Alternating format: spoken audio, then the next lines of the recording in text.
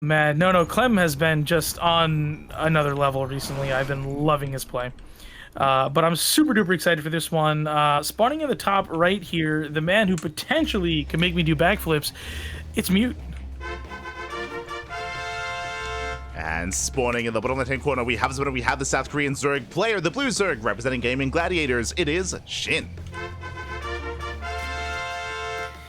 Yeah, SHIN is one of those guys that, I've been a fan of for so long. I'm trying to think. He was on Samsung Galaxy back in the day, right? Is that correct? CJ and this. Oh, okay. Yeah, I don't know who the heck I'm mixing him up with then, though. But yeah, anyhow, I was a big fan of the guy over the years, and he really was on the upswing in GSL for quite a while. The last couple seasons maybe haven't been that fantastic for him, but SHIN has been on the rise, and we do see the hatch being taken down at the gold here right away for SHIN. So a bit of a cheeky opening. Yeah, SHIN, he loves to go for this build on Alkyone, again, just because of the available gold base. This can lead into an all-in, and it's going to be on Mute to figure out what's going on. The Probe Scout comes in, he will get eyes on lack of expansion, he should get eyes on lack of spawning pool, and we'll see how long it takes for Mute to realize what is going on. Yeah, no, I mean, obviously seeing the spawning pool coming down pretty late here and no natural, I think he should have a reasonable idea of what's going on. So I think we'll probably see this probe go over here and inspect things rather shortly. Yeah, there we go. He will be making a beeline for that gold base, we'll confirm. Unfortunately, he's not set up to punish it quite yet, but it's going to be, the pressure's going to be on Mute to try to punish and harass and deny this gold. Absolutely, yeah. No, I mean, if he doesn't take this out, SHIN is going to be in, just an absolutely unbelievable position. Yeah, and we'll see how we approach this. There are some players that just try to go into, additional Oracle harass and Oracle production. There are some people that go into a Twilight Council into Glaive Adepts and use Adepts to try to pull apart the Zerg player, especially because the goal base is so far away from the main. It can be difficult for the Zerg to defend both locations at once, so there are options here for Mute. This week's Ursasaurus season finale. Oh, that's fantastic. So Bruno just commented in the chat here that Estrella is going to be playing for Yumi in the Ursasaurus season finale, and they've both committed to playing random versus random. Let's go.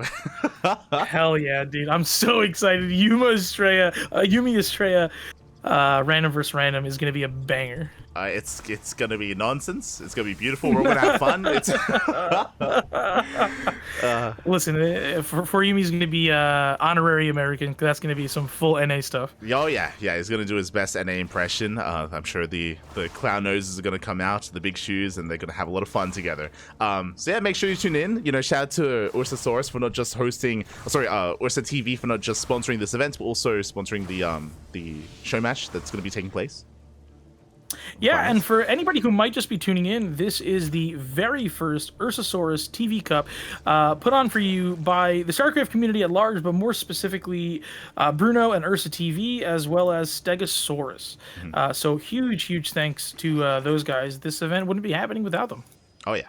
Yeah, exactly. Big shout out. As we're entering our game stage, we do have a Stargate opener out of Mute. The Overlord will confirm Oracle's moving out. And when it comes to the goal base, there's a Spore, there's 2 Queens. The Oracle's going to have a harder time finding damage here. Yeah, definitely, and Oracle obviously kind of seems like a natural play if you want to pull the Zerg apart. But now that he's been mining off of this gold base for so long, he's got the money for the extra Queens, he's got the money for the Spore Crawlers. The Zerglings getting in here, not really dealing too much damage, but just again, not something that you want to happen. Yeah, the wall was not a wall. 1 Stalker, 2 Adepts go down, massive pickoffs, and this will contain the Protoss on 2 bases. This will massively delay the 3rd. Yeah, no. Things are just looking pretty difficult for a Peruvian Protoss right off the rip. We are going to see him go ahead and throw down that Twilight Council, continue to tech up. He definitely has to try and keep spending that money, unable to throw down that 3rd. Yeah, Mute is being forced into committed 2-base play. He does want to expand. The probe is going to be moving out, but once again, the Lings are in position. The probe has to back off, and the 3rd base is still delayed. I'm curious if this is going to be for the Twilight Council, is going to be for Glaives, or maybe another tech choice for Mute. Yeah, we are eventually going to see these Lings cleaned up here, but the 3rd base is only just going to get thrown down now behind SHIN's 4th base. Oh yeah, Shin is taking a fourth, and we have the answer for the Twilight Council. It is indeed going to be Glaive Adepts. We do have a Gateway Explosion behind this, and again, there's that much more pressure on Mute to get damage done with these Adepts because of how late the third base is. You know, of all the ID changes I've ever heard of in StarCraft, my favorite one is Shin's, because I don't know if you heard the story, perhaps it was talked about a bit, but basically his mom couldn't pronounce Ragnarok. And so when he made his first GSL finals, his mom was like, yeah, I want to tell like my friends what happened, but I don't know, I can't say your name. And so he changed it to Shin. Yeah, it's a very wholesome story, you know, changing his name for, So his mom. Feels good, man, feels good. But you don't like Radata? Kappa? You don't like the Vanya change to Radata? Yeah, no, that's definitely a solid one as well. And now we are going to see the third base here go ahead and finish up.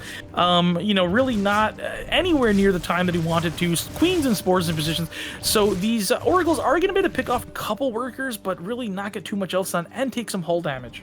Yeah, the Oracles will back off. Adepts have been massing up as we speak, and they will soon be able to move out across the map. Now, Shin does not have any roaches to defend, so Glaive Adepts can trade well, but there's a Bane nest that's almost done, and Ling Bane can shut down Glaive Adepts.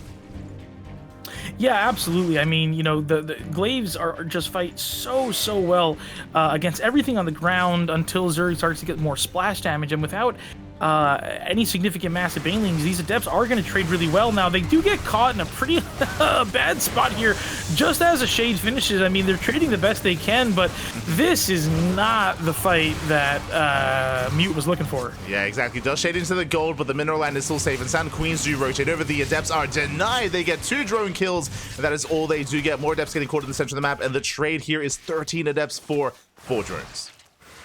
Yeah, this is really not what Protoss needed right now. Now they are on 3 bases. The third base economy is fully saturated at this point. The gases are being thrown down, but the Twilight Council only just starts. There's no Robo Bay. There's no real significant tech transition, you know, that's happening right now. And then the Protoss army is relatively paltry. Yeah, and here come the Lings to try to punish this. And behind this, we're going into Hydra, so it's going to be Ling Hydra for Shin. He skips out on the Roaches, and he's going to be skyrocketing ahead here in the mid-game. Shin isn't going to be moving out anytime soon. It takes a while to embrace that Hydra tech, as he has to work on the upgrades, has to work on the Infestation Pit, has to work on the Hive tech, of course, as well. So the game will slow down, but Shin is looking quite comfortable. Absolutely, and with that 5th base underway, you know, there's really looks like there might be no stopping Shin at this point. Now, it's not to say this game is necessarily over.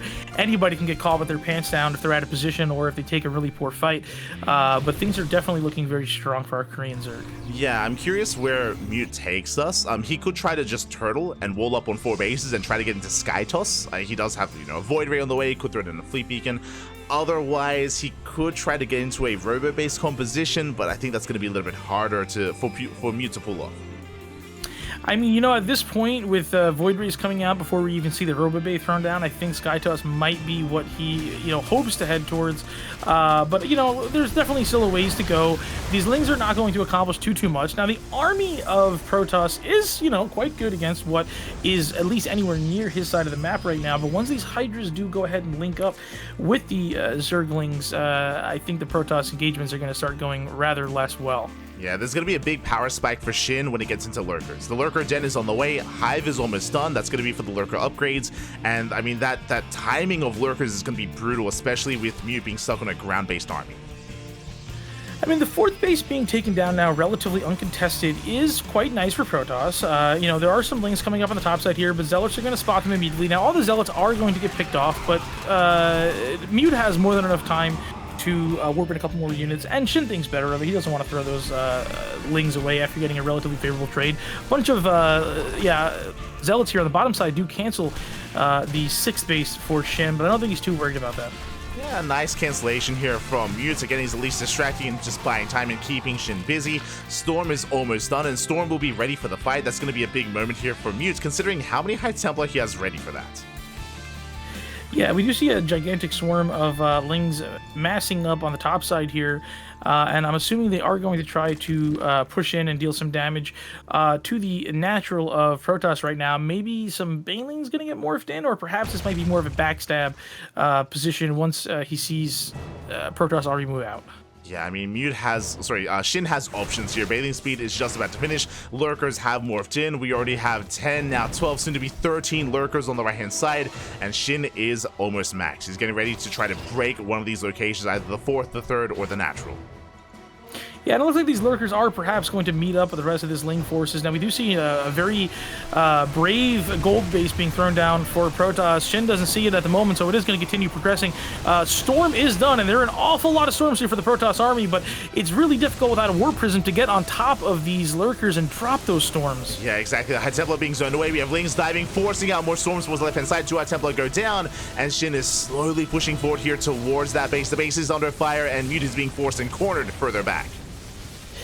Yeah, I mean, this is a really rough situation because he's under heavy fire at this base right now, and he really cannot afford to lose this base with the economy of SHIN absolutely ballooning on the other side of the map. The High Templars are going to swing around to the other side here to perhaps try to get a better angle, but I actually think it's more along the lines of that base just being forfeit. Yeah.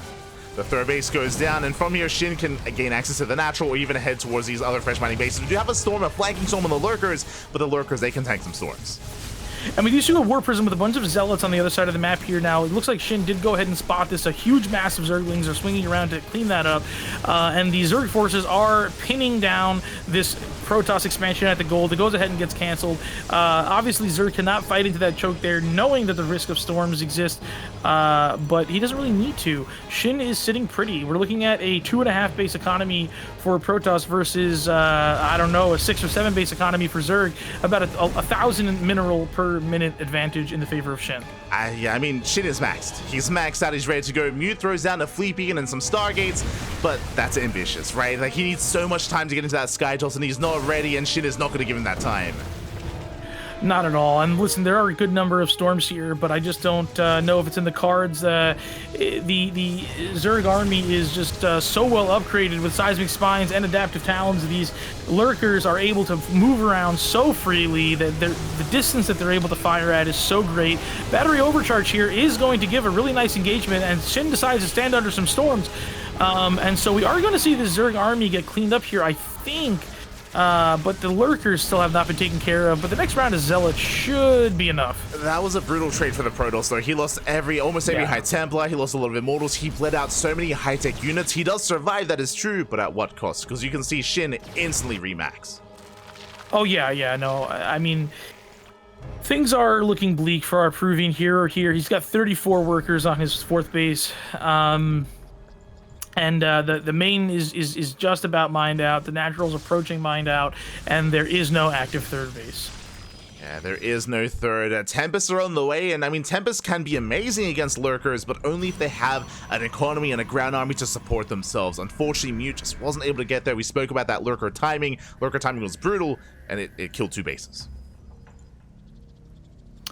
Yeah. This is, I mean, it's definitely a tricky situation for Protoss. We're seeing +3 missile and ground attack being upgraded on the side of Zerg to the 3-0 that is currently on the field for Protoss. Yeah, some nice attack upgrades at least. And we do have a Zealot run by on the right-hand side getting some of these spine crawlers, but SHIN is nearby. He will be able to defend. He will shut down these Zealots at the same time, going for a big Ling run by. Oh, will force out some storms. The Lings won't get much done. At least at least Mute is holding. He's surviving. Yeah, and we saw a little bit of a run by going down on the bottom side there, but the lurkers were able to clean up a big mass of Zealots there relatively easily, and yeah, that's a pretty nice stasis trap there, catching a couple lurkers, but we're seeing a 45-40 supply advantage right now in favor of Zerg. These lurkers are going to go relatively uncontested. There's nothing that can really do anything to them. This 4th base is under pressure that I do not think it's going to be able to survive. And with that, the Protoss hopes in this game starting to dwindle. Ton of storms being burned on the top side there, killing a lot of Banelings and not losing all the workers. So that's nice, but it might be a little too late. Yeah, that's 20 lunkers. That's 20 lurkers, Papi. I mean, they just woke up, they kill a base, they back off. There's not much that they can't do. I mean, I say that they can't shoot up, so the Tempest count is definitely, something to bear in mind for Mutes, but he only has 3 Tempests, and I mean, SHIN, he could even just ignore them. Yeah, we saw a couple DTs on the other side of the map take out a base of SHIN, but again, we're looking at 2,500 minerals per minute income to about 1,700 of Protoss. The Zerg army is advancing once again. The Protoss army is pretty low on storms. I think we're looking at about 3 or 4 storms there. That's really not a lot. And the mass of lurkers is just absolutely unreal. Yeah, and Shin, there's no real pressure on him to end the game. He picks off a base here and there, he backs off. Shin is going into a greater spire. He's getting ready for Corruptors, for Broodlords, for a higher tech army if need be. And the pressure really instead is on Mute to make something happen. No doubt, and we're seeing some excellent army rotation from Zerg here, really getting into the heart of Protoss territory. And oh my goodness, so now we are going to see the Tempest not quite get jumped up on. They do move back in time, so they're going to dish out some damage onto the Hydras here, but at what expense? We're seeing 40 workers go down. The Lurkers are perhaps getting caught out here, but it probably doesn't matter with Zerg hitting 100 supply ahead. Yeah, Shin, he just outpositioned Mute. He zoned him away. Mute had to fight through Lurkers, so his ground army just barely make it through, but he lost, as you mentioned, 49 probes, lost the Tempest to the Hydras, and the third base for a second time. Yeah, no, I mean, listen, in terms of army trades there, that was obviously not bad for Protoss, but he knows what's going on here. GG gets called, and Shin goes up 1-0 in the semifinals. GG. Shin will take a lead here in this series, and yeah, Shin was looking quite comfortable. I mean, he did start off with a bit of a bang going for the gold, right? He rushed into the gold base, he got away with it, it wasn't punished. Mute attempted with those Glaive Adepts, but if you remember, the Glaive Adepts just didn't get much done. Yeah, we do go ahead and see Shin with the casual 630 average APM in that one. Yeah, it's casual. Yeah, Shin just all over the map, all over the place there in game 1, but we'll see if Mute can bounce back. Meanwhile, we have some updates. We're going to be having some more casters filing on in because it looks like the upper semifinals has concluded. And surely Shameless took it. Oh, yeah. We missed out on the games, but Bjorn did get the 2-0, and Bjorn is waiting in the grand finals for the winner of this series. And this is also a best of 3? Yes. Oh, sorry, but best of 5 finals. Best of 5 finals. Okay. Oh, yeah, I meant this one. Yeah, you were right in assuming what I was saying there. Yeah, best of 5 finals, best of 3 for the semis here. We got a stacked list of people casting this right now. We got Pig, we got Steadfast, we got Dave Testa, we got Light VIP, and me. And Mapu as well. I think it's really cool to see Mapu doing some casting when he's, kind of always behind the camera. Oh, yeah, it's really cool to see him also, jump onto the casting mic whenever he can, not just observing. Shout out to all the other language casters as well. Enki casting in Spanish, Rocklets casting in Brazilian as well. To love the coverage. Absolutely, and hopping into game number 2 here of our 3-game, or rather best of 3 semifinals for the very first Ursasaurus Cup, we do have the Peruvian Protoss, Mute. And spawning in the top left-hand corner, we have the South Korean Zerg player, the Blue Zerg representing Gaming Gladiators. It is Shin.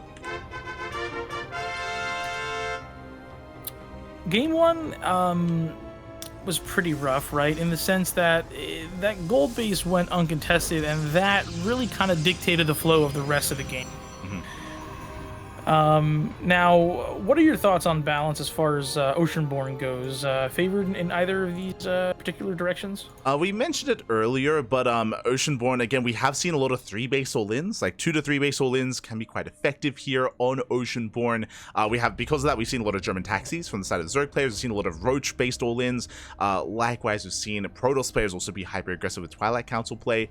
So I do think that aggression is going to be favored. What I will say as well is that thankfully there's no gold, so Shin won't be rushing into any gold base this time, but I don't think he needs a gold to look that crazy. Yeah, no, I definitely don't think so either. But that being said, I would hope, without any sort of really significant advantage from holding a position, like existed on the previous map, we might see a bit more of a competitive game here. Yeah, I do want to believe so as well. I'm sure Mute is going to have an easier time. If you remember as well, it wasn't just the goal base, but it was also Shin heavily delaying the third base of Mute as well, containing him on 2 bases, which kind of forced the big 2-base play and the big commitment into Glaive Adepts as well. There was a lot happening in the early to mid game that was going Shin's way.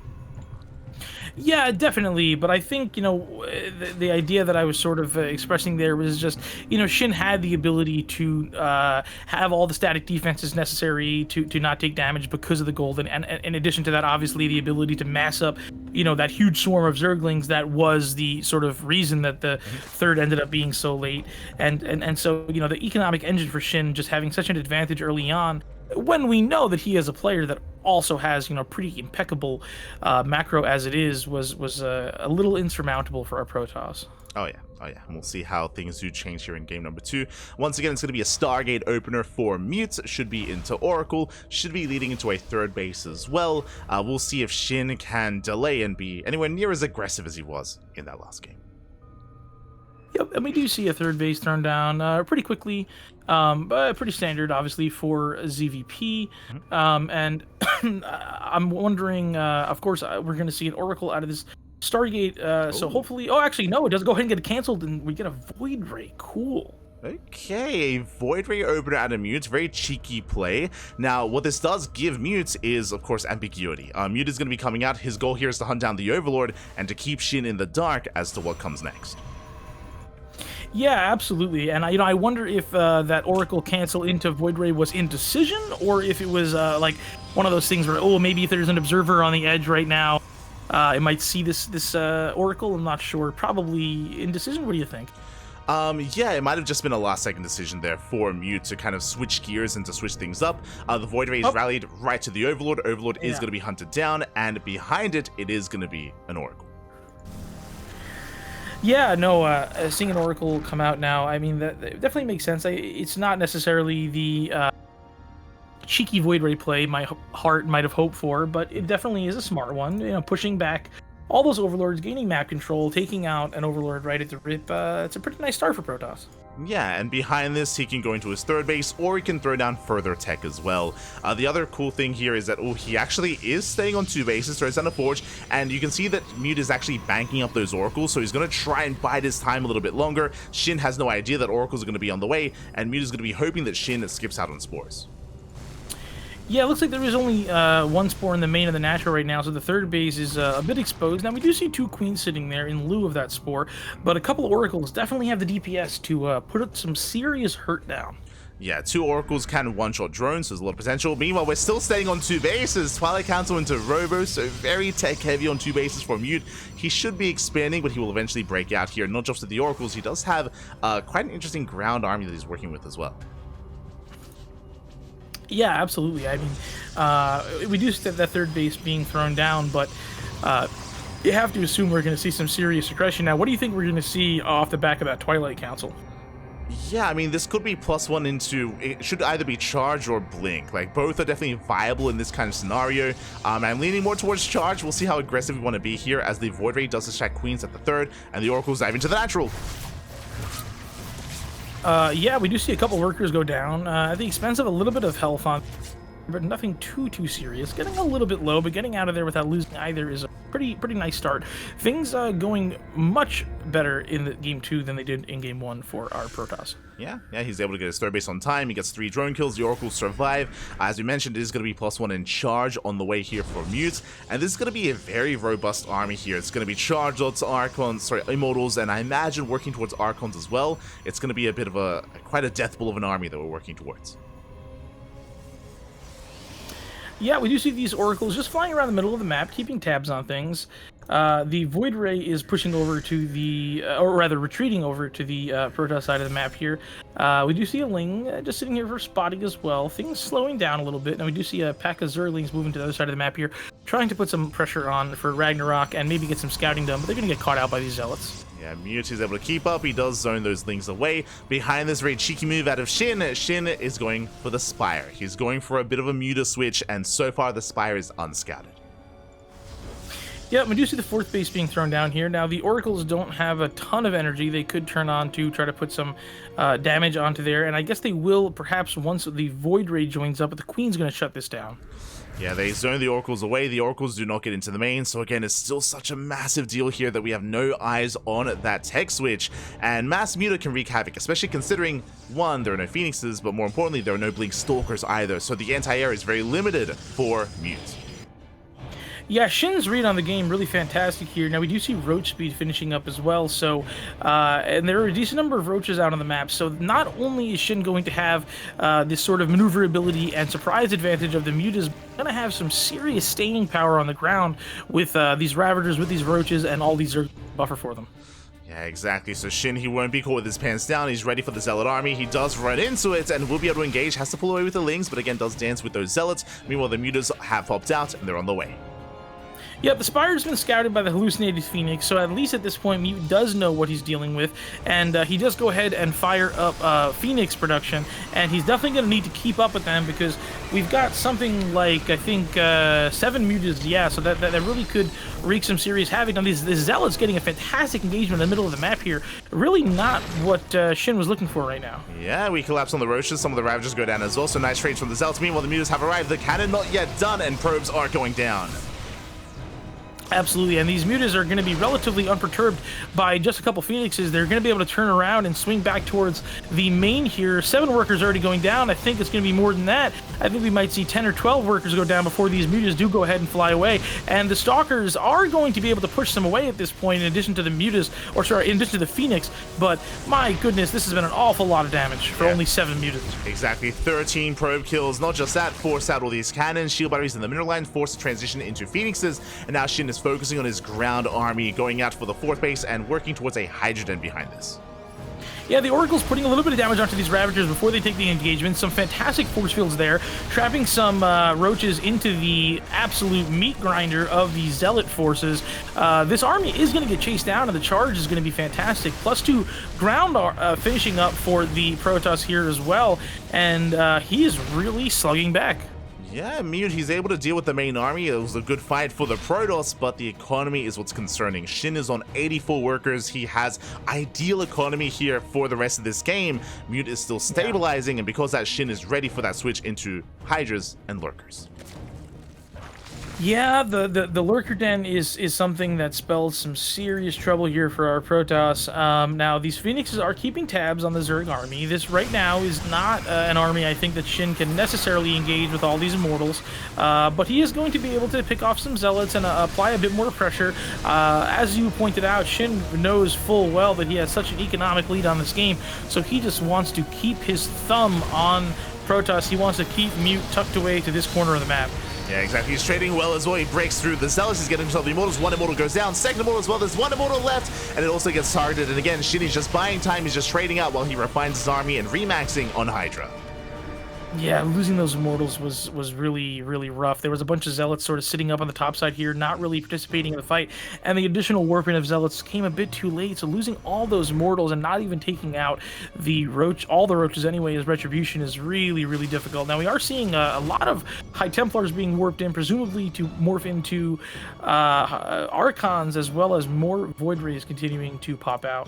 Yeah, and there was maybe an opportunity there for Mute. If you remember, initially he was trading well against the Roach Ravager, and what I was gonna say is that he could try to take a good fight, then go for a counterattack and try to kill Shin before Lurkers come into play, but alas, the Immortal count was reset. Shin got away with the Hydras, and now he's moving out with a more refined army. Yeah, and Groove Spine's not finished yet, so these Hydras not able to get as amazing of an engagement as you might expect, but still the numbers are a bit overwhelming here for Protoss. Zealots getting on top of the Hydras, so that's pretty good. A couple more Void Rays showing up to participate in the fight here, but the Hydras will make relatively short work of them. As more Zealots continue to stream in and the Immortals come out to bolster this army, I do think Protoss is going to perhaps survive here if he can retreat to the safety of that battery. Yeah, it does work. The shield battery has an overcharge available. The Immortal does get targeted down just barely, but Mute is holding, as you mentioned. Not just holding, the Fleet Beacon is done. Tempests are on the way. Mute is trying to stabilize, trying to turtle up and get into Sky Toss, but Shin is not slowing down. He's once again just rallying across the map with Roaches.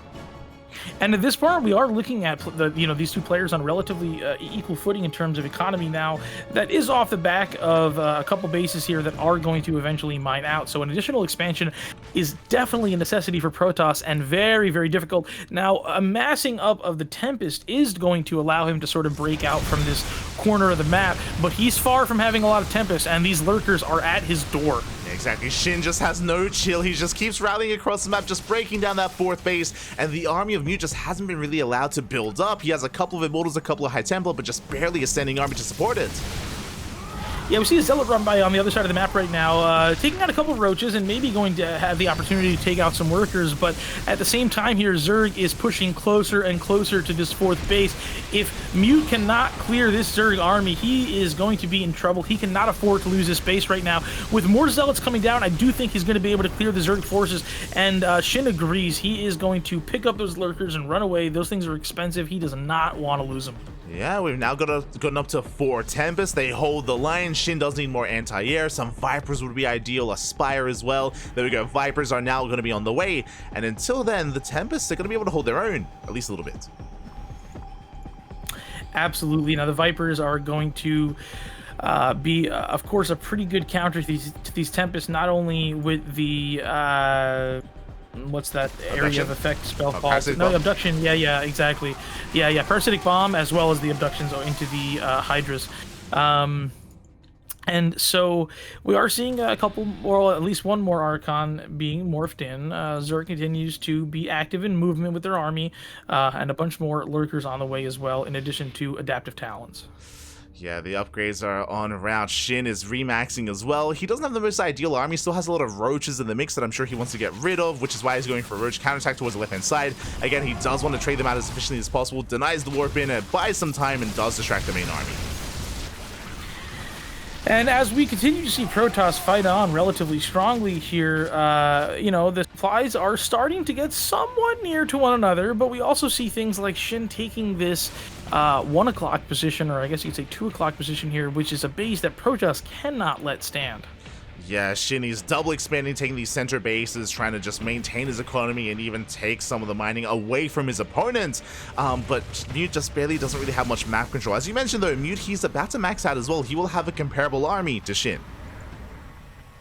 Yeah, that he will, and a pretty well-developed technical army as well. And we see a bunch of lurkers here caught out in the open. They get revelated by the Oracle, but ooh, those abductions coming in clutch here. We do see one Tempest go down, a couple others get damaged pretty badly. The Hydra's giving chase. Now the Immortals are going to buffer them away. Yeah, some clutch moves there. Mute, he does barely escape with those Tempests. Despite the abductions, only one of them went down, so clutch moves. Storm is on the way. Carrier production has begun. Mute, he's working towards that kind of final form of Protoss with all the spell caches, with some splash damage, but he's not there yet. He still has to buy him some more time. At least he will deny the expansion. That he will. We saw a little bit of a Zealot run by trying to come up the top side there, but we see a huge, massive Zerg swinging down towards the 5th base of Protoss right now. This base is fully saturated and fully undefended. Are we going to see a recall to protect it? No. In fact, we see the Protoss army on the top right taking out a base of his own. Though I think the base of SHIN's was a little more expendable than Protoss's. Yeah, we traded base for a base, but as you mentioned, Muse lost his mineral line, SHIN did not. SHIN, he saved his drones, he was able to evacuate in time, so he's able to get another base up and running, and now SHIN can come back home and focus on the main fight. Yeah, and we do see a recall here, saving a decent number of units, but a couple Tempests, an Immortal, and an Archon do get caught out there toward the latter end of that engagement, and a 5th base also being thrown down here, but a huge Zerg swarm moving towards it. I don't think that base is long for this world.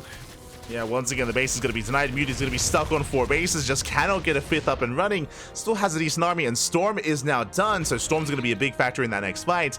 But SHIN, he's still just able to outproduce Mute, and Mute having a harder time remaxing. Yeah, I mean, this is still a very valuable Protoss army, and you know, SHIN is respecting it very much so, but I don't know if it really has the staying power now. With Storm being done and a decent number of Storms backlog here, we're going to see how this fight goes. Now, obviously, the Hydras do melt pretty quick to those Storms. Oh yeah, a couple of good Storms can just eviscerate these Hydras, so SHIN has to be very careful with his movement. One big Storm does connect, just the first though, as the Vipers, they try to come in for a yoink. And we do see some pretty good movement here by Protoss. He pushes up into the corner here, denies his base yet again, but the abductions are coming down, the Immortals are falling, the Storms do push away the Zerg army, but not after 2 Immortals get picked off. Yeah, the Immortals do fall. At the same time, we do have some Lurker harass. Despite these southern bases being up, they are not running because there's no mining whatsoever here. The one Lurker doing so much economic damage to Mute. Absolutely, and there were a couple lings as well, but the Zealots do clean those up, and the Zealots are going to come down now with an Observer, and they are going to take out this Lurker, but not after mining's been denied here for what looks like at least a minute or two. Yeah, and that's why Mute just cannot max out. He cannot keep up with the supplies of SHIN. As you mentioned, though, he still has a very high-tech army, and there's a lot of potential with all these storms, but that's what he has to rely on. We need some perfect storms here for Mute. That we do, and SHIN spread out relatively well at the moment. Pockets of units positioned in multiple different directions. We do see a very large Corruptor force here, finally, as a response to this Sky Toss, but there are so many storms available, and the Corruptors don't care about them quite as much. But these Hydras do need to stay alive, and a majority of them are being picked off. But with the production of SHIN kicking in, you know, we are seeing a pretty significant supply advantage being developed once again. Yeah, I'm a little bit concerned that there's maybe too many Corruptors because there's not that many Skytoss units, as the Tempests are going to be going down and the ground army is going to be left safe, but thankfully SHIN is instantly remaxing with Hydras, making as many Hydras as possible. Greater Spire now on the way. Broodlords are not available yet, but they're on the horizon. A bunch of those High Templar are also being saved by being morphed into Archons. Now we do see a bunch of Archons and Immortals pushing down to the bottom left side of the map here, and they are going to come into confrontation perhaps with the Corruptors, but that's definitely a battle that goes the Protoss way. SHIN, he will pull back, he will pull away. Again, he's thinking of those Broodlords. He's been able to rebuild his Hydra Lurker army, and Mute, unfortunately, just has lost his Skytoss, has to focus on the ground army. Has quite a ground army to work with. That's a lot of Archons and Immortals, but can he break through a line of Lurker? And the Lurkers with Adaptive Talons are going to get burrowed absolutely instantly. Now, there's a couple Storms left in this army. One of them gets burned here, kind of zoning, not really a money shot. Now, with the Revelation down on the Zerg army, it is Protoss at least to know, you know, where that mass of units are, but the Corruptors are coming across the map here. They're going to create some value for themselves by taking out some structures. We are going to see the robotics facility fall before the Corruptors dipping out. They don't want to be bled off for nothing. Yeah, not a bad pickup. The Robo does fall. Meanwhile, Lurkers are keeping up with the rotations. We have Lurkers all over the place, and Mute cannot push forward. Meanwhile, the Greater Spire just finished, and we should soon be seeing those Broodlords. That we should. 12 Broodlords being morphed in at the same time here. My goodness, Mr. Moneybag SHIN. And the Protoss army here is well equipped for dealing with Broodlords. Now, obviously, the Sky Toss infrastructure does exist, but I don't think Mute knows about those Broodlords just yet. Yeah, he doesn't know he has to reinvest into Tempest, into Carrier, into anything in the air. Right now, he's stuck on the ground, and that's exactly what SHIN wants. The Broodlords are going to go uncontested here as they have arrived. It's going to take a little bit for them to move out across the map. They're not the fastest of units, but they're here. That they are, and all these units are converging on the same location. It looks like SHIN's 5th base is going to be the target for this Protoss army, and Protoss says, hey, listen, I've got a huge mass of units. What is going to stop me? But unfortunately, he does not know that the absolute direct counter to everything he's got right now is moving towards him, and as those Broodlings are connecting with his forces, he knows full retreat is in order. Yeah, he has to back up. He cannot engage. He does bring forward with a handful of Stalkers, but again, it's only 5 Stalkers for Mute. He does not get the Broodlord. Storms are coming in as well with the High Templar. They expose themselves.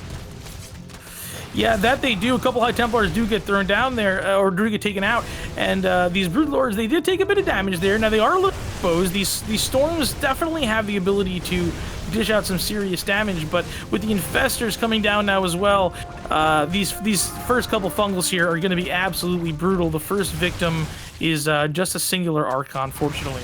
Yeah, one Archon goes down, Mute has to back off. He's still stuck on a ground-based composition, still no Skytoss in sight. And what's scary is that even though he was fighting against those Broodlords, I don't believe, not a single one died.